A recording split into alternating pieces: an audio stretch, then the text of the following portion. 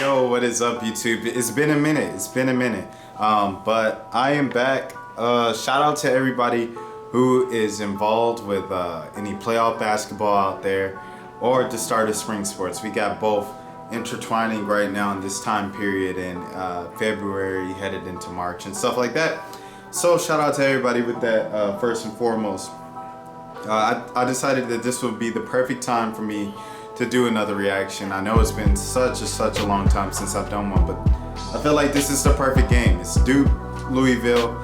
Obviously you heard about the game by now.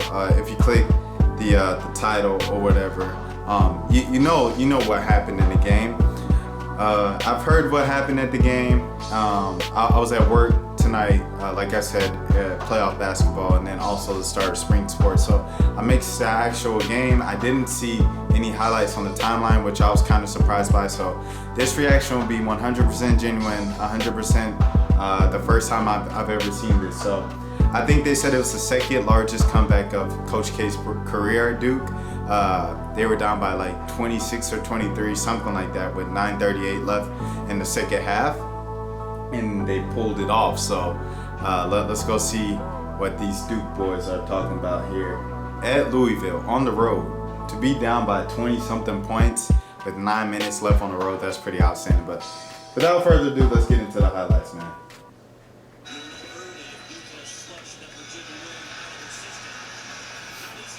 All right, here we go.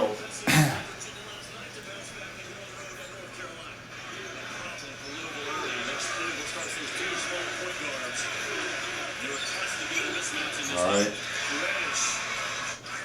They have the ability to switch 1 through 5 when they want to and keep the ball in front. Zion gamble didn't really work out for him. First score for Duke was Cam Reddish coming off of a couple screens for him. Louisville with the second chance bucket. It looks like a packed house. Kentucky's not much to do on a Tuesday night, and Zion's in town.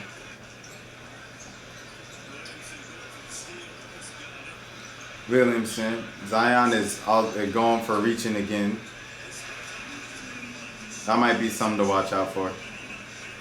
But what I like is, as RJ was taking the ball out, Zion was still like up there like, yo, I'm ready to bring the ball up the floor. Which is crazy, like at his size and everything like that. All right. Here we go, RJ. To Cam. Back to RJ. Knockdown.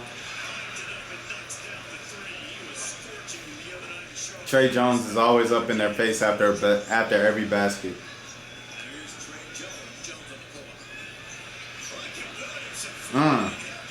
His reach on those rebounds are crazy, man.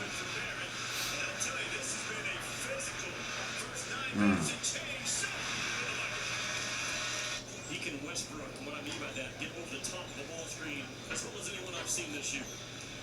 Okay. Here we go, Trey to RJ. To Zion on the post.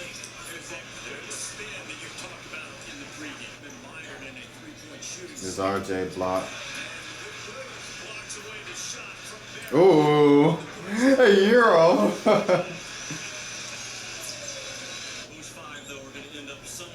All right, here we go. Corner 3. All right, RJ pick and roll to Zion. Zion goes up and under the basket.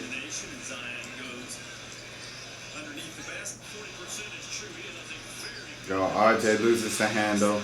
Louisville capitalizes. 2-hand slam. Gets the crowd going. Nobody knows what it means, but it's provocative. Zion. Ooh, footwork! Footwork! Look at the footwork. Like I said, at the very least, I didn't want to pause because my screen recording is messed up when I pause and stuff. But one of the underrated things about Zion that I was talking to Jeremy from A-League about the other week was that, man, like he said Zion. I don't believe in Zion because he depends too much on his athleticism, and everybody in the NBA is just as athletic, if not more athletic, and they're just as big, if not bigger. First of all, you guys know the statistic, the fact that the second heaviest player in the league behind Boban, and then or Boban. And then also, second of all, it's his footwork, his post moves, his moves down low, his reach on the rebounds, and everything like that. He really goes to work down low on the post. And I think once his athleticism leaves him, because it will, as you know, kind of just how human nature goes and the world works, as you saw with Josh Smith, as he started to get into his late 20s. The demand for Josh Smith started to go down around the league as he went from someone who was an all-star snub and someone who was a borderline all-star to someone who couldn't stay on one team, who kept getting waived. He got cut by the Detroit Pistons after signing a big contract with them, bounced around with Houston and the Clippers and et cetera, et cetera. He went overseas a couple times, and now he's looking to get back on some team. He's trying to get back in the league. It might be too late, even though he's still in his 30s. So, I mean, it's not like the kid is 40 or anything. He's still in his 30s. But, yeah, what I was getting to that was when Josh Smith's athleticism was gone, it was kind of like his entire opportunity in the league kind of vanished with it. And Zion is different because he has that post game and he has that footwork. I think at the very least he could still be a Zach Randolph. Zach Randolph is... when you think about a heavier guy like that, like Zion, or a bigger guy like that, the older they get, kind of the more as the muscles start to go away and the bounce isn't there. Zach Randolph can't get, you know what I'm saying, you know the jokes. He can't get 6 inches off the ground, but he's going to out-rebound everybody on the floor, and he's still going to end up with 20 and 12 or 24 and 12 because it's just... You know, he's crafty down there. His feet are very impressive, and and his hands are nice too. And he's got a nice handle. He'll probably continue to work on that, and as well as his jump shot. Excuse me. Zion can take you facing up, and of course he can do things with his back to the basket as well. So I think Zion's gonna be all right in the NBA. That was a long-winded thing, but let's get it. I'll turn it up for y'all.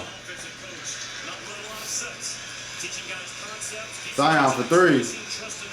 Right when I talked about his jump shot, he wants to make a three. RJ with the flop. Louisville.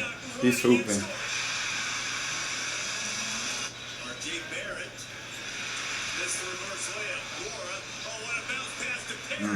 I thought Trey was about to get that for a second. Terrific defender. As soon as that ball got driven, he's got to start going towards that timeline to get himself in the defensive play position. He doesn't do it. And his name is silent. Nothing else about him has been silent tonight. Back though. Let me see that. Nothing else about him has been silent tonight. There you go. And his name is silent. Nothing else about him has been silent tonight. Screen right there.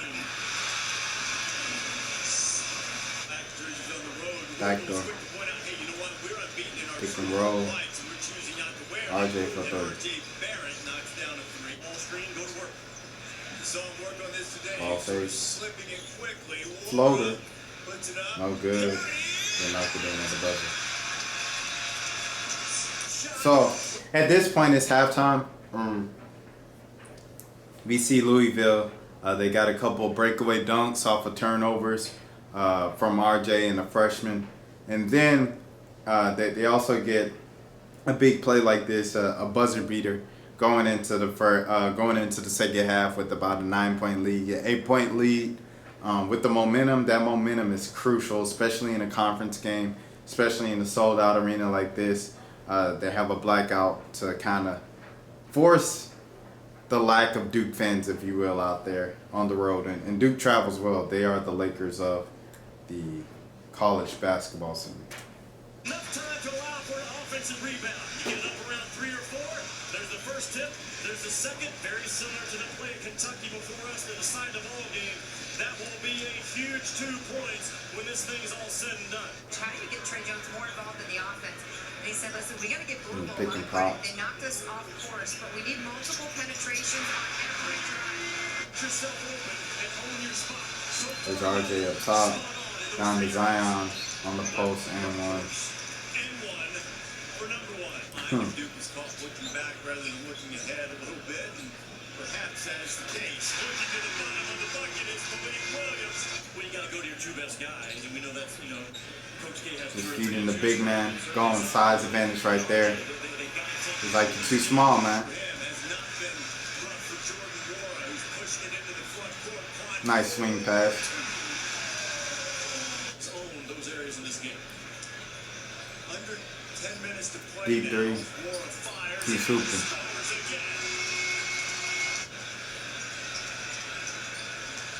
Now let's look at it from the other side. Reddish finally gets one to go for the Blue Devils. The 89-90 right in there. Cam Reddish in transition with it.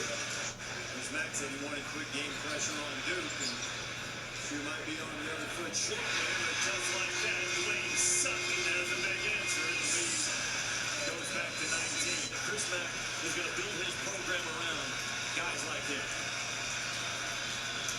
Zion and one. Two, and get the end one this year for Williamson with 20 points and 10 rebounds. Jordan Goldwire forces a turnover. Trey Jones. Just like that. We're back to 14. Move the ball. Letting hand. And a Steal. RJ. Ooh.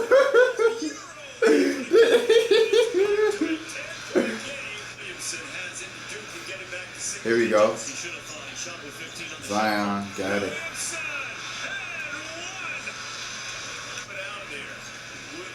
Fortunate they didn't turn it over, but then they did. Barrett jumped into the passing lane. RJ working on Cunningham. RJ Barrett, it's a 5-point game with just over 3.5 to play. 15. Holding the ball above your head and no pass fake. Cam, cold-blooded. We talked a lot about Cam being like a Joe Johnson, Brandon Roy type guy.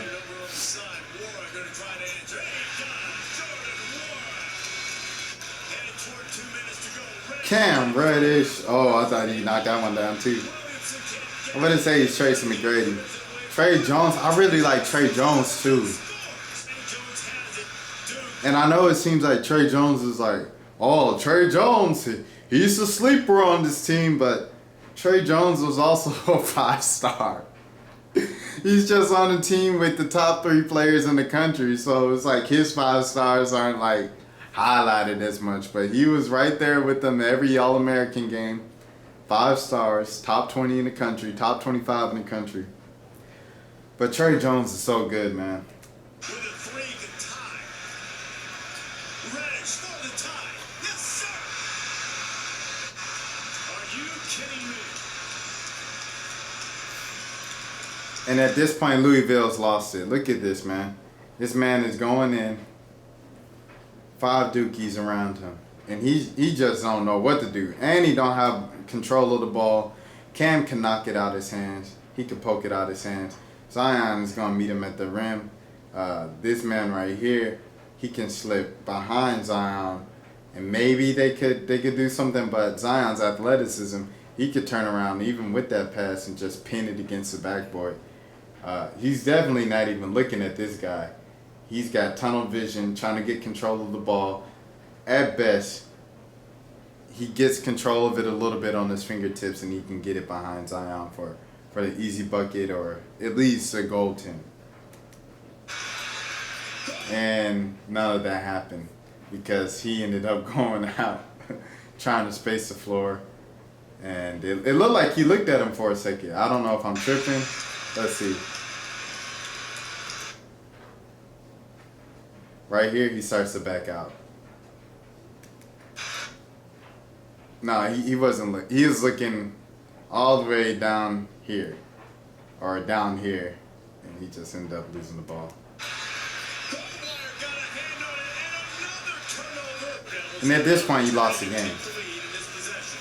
That's ridiculous. If he made that, he didn't even missed it.